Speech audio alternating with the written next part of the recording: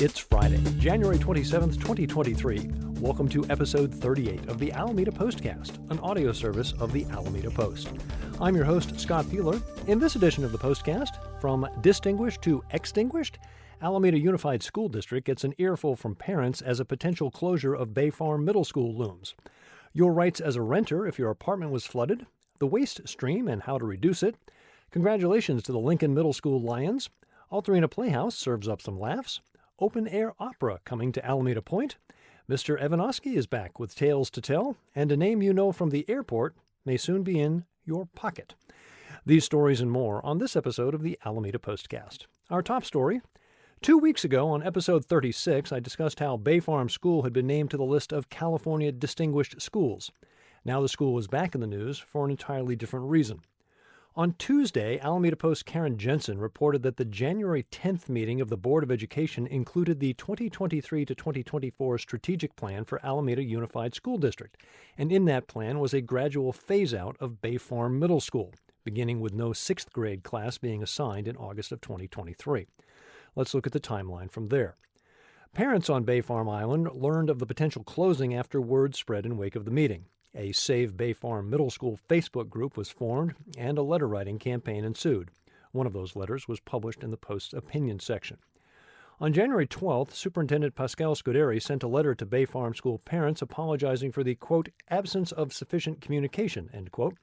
He noted that the board has, quote, long contemplated the issue internally, but our external communications have been lacking, end quote. Additionally, the district posted an extensive FAQ on their site explaining the rationale behind the proposal. On Monday, students staged a protest outside the school. Superintendent Scuderi informed parents that community input would be welcomed at a Zoom meeting on Tuesday. Tuesday's meeting almost exceeded the Zoom limits for participants, and 81 people requested to speak. That necessitated cutting speaker time from 2 minutes to 90 seconds each. The majority of people spoke in favor of keeping the school open, citing the advantages of a smaller school for many students. Lack of communication was cited, with speakers noting that there had been no community input into the process, despite it being discussed internally by the district since last August. One speaker, Alex, pointed out that Bay Farm Middle is an open enrollment school but was not listed as such on the district's school site locator. An open enrollment school means a student may elect to attend the school even if it's not in their neighborhood.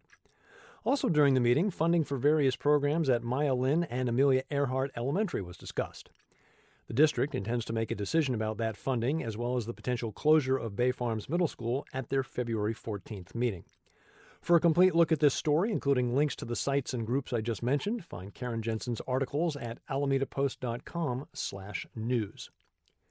The rains of December and January may not have wreaked the havoc on Alameda that they did elsewhere in California, but for some people, flooding was definitely an issue.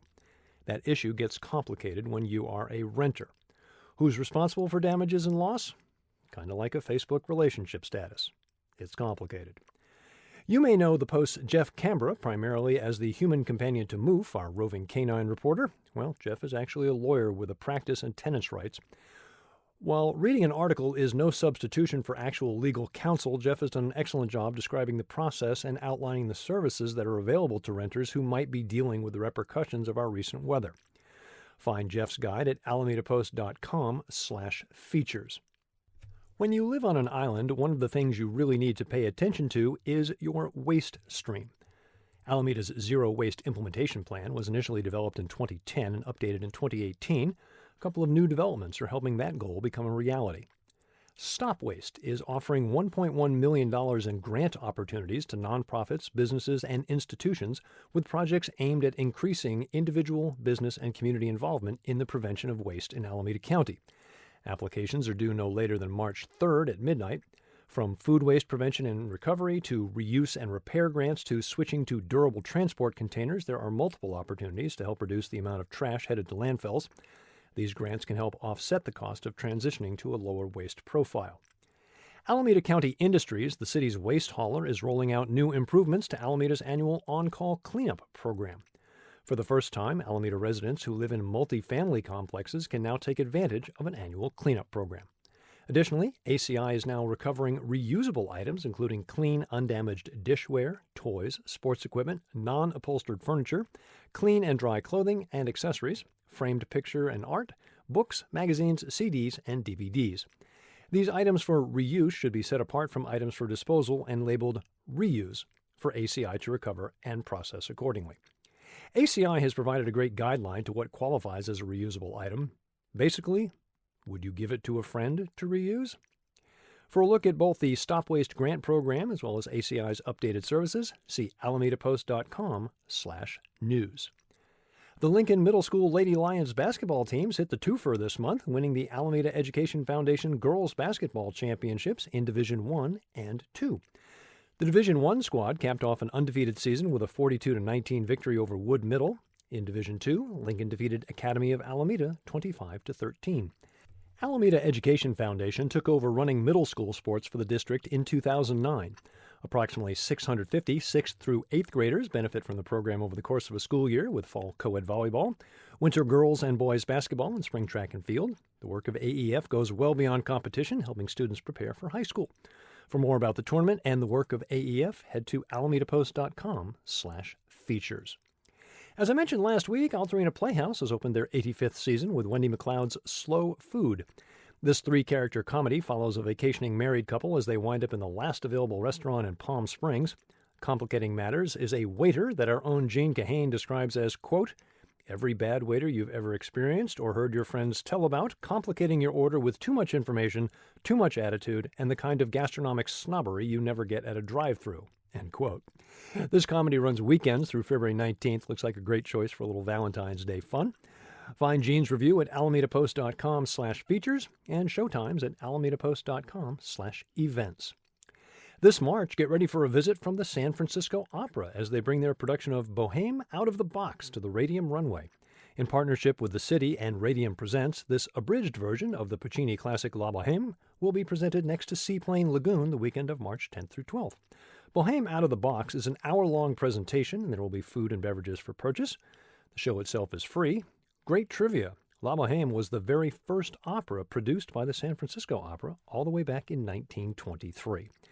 Details at alamedapost.com/features. It's been a while, but our popular walking history tours are back. This Sunday, January 29th, join editor and East Bay historian Dennis Evanosky at 10 a.m.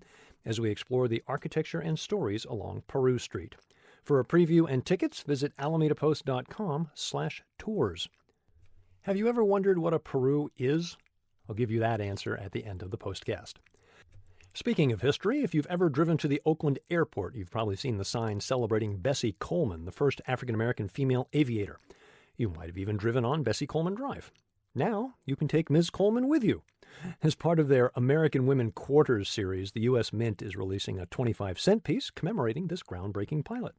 You can see a preview at usmint.gov. AlamedaPost.com/events, your source for events of interest. Let's take a look at what's coming up. We find the Alameda Farmers Market Saturday from 9 to 1. Don't forget the market also runs on Tuesdays in that same time slot.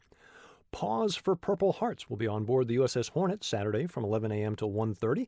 It's an organization that improves the lives of America's warriors who are facing mobility challenges and trauma-related conditions such as PTSD by providing the highest quality assistance dogs and canine-assisted therapeutic programs. They will be on board with an information booth and some of their dogs for you to meet. Please drop by and see them, find out what they can do, and learn how you can help and utilize their services. It's the fourth Saturday of the month. That means it's time for the Myers House and Garden Tour. This beautiful 1935 home on Alameda Avenue is open for tours from 1 p.m. until 4, with the last tour starting at 3. Your cash-only donation of $5 gets you a docent-led tour, a visit to a large display of Alameda's house styles and details, and a glimpse into Henry Myers' architectural studio. Looking for something different as you prep for Valentine's? How about the Bloody Valentine, a bizarre bazaar, hosted by Magpie and Thorn at 2305 Santa Clara. That's just a sample of events. For the full list and a look ahead, visit alamedapost.com/events. Thank you for supporting nonprofit news for Alameda. See all the benefits of membership at alamedapost.com/memberships. Remember, you can find us on Facebook, Instagram, and YouTube. Starting this week, you can also find us on Tumblr and Mastodon. Find the Postcast wherever you get your podcast, or simply tell your smart device to play the Alameda Postcast podcast. I'm Scott Peeler. I'll be back next Friday with episode 39 of the Alameda Postcast. Oh, what's a Peru? It's a fish. Take the tour and ask Dennis about Alameda street names and fish. You'll be glad you did.